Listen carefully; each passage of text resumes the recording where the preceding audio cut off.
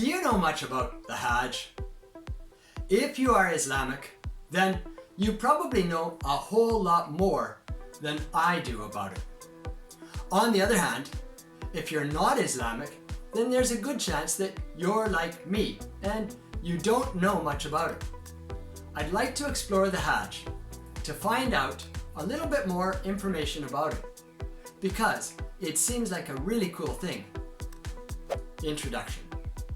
Hi and welcome to the Les Paris Podcast, episode 324. This podcast is excellent for extensive English listening to help you expand your listening vocabulary. Today's podcast episode is about the Hajj. What is it? The Hajj is a religious pilgrimage. Every adult Muslim has to make the Hajj trip once in their lifetime. For many Muslims, this is a monumental undertaking.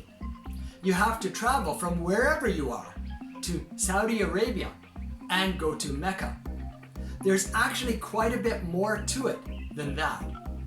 For instance, it's one of the 5 fundamental Muslim practices. You have to do it once in your lifetime. As another example of the detail involved in the Hajj, they prescribe how you have to walk around the Black Rock in Mecca. You have to do some running. You actually have to run 7 times between 2 locations. You're not allowed to cut your hair or your nails until the pilgrimage is over. There's more, but I don't want to go into all the details here. This is a really important religious rite for all Muslims. As a side note, one of the cool things I discovered was you can get somebody to perform the Hajj for you as a sort of proxy. How many people do it? For a while there were millions of people going every year. More than 2 million were going every year for quite a long time. But when the coronavirus happened, the number dropped drastically down to 58,000.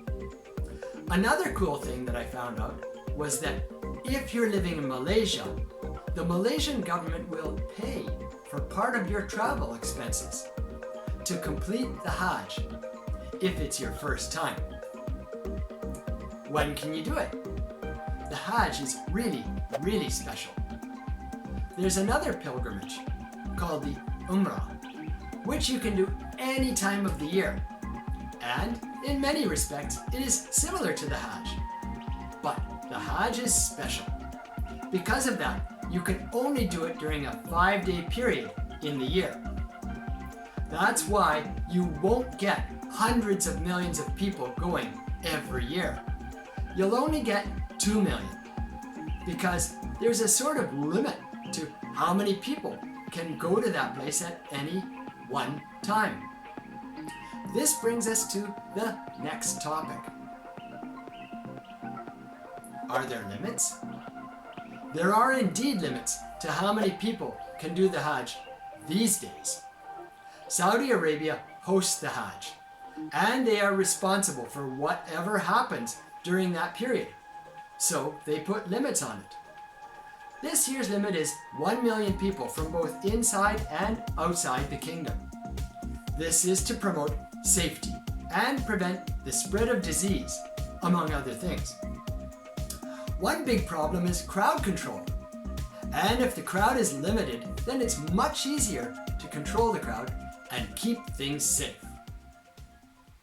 If you like listening to English for your extensive English listening, then hit the subscribe button below so you can get more of my podcasts.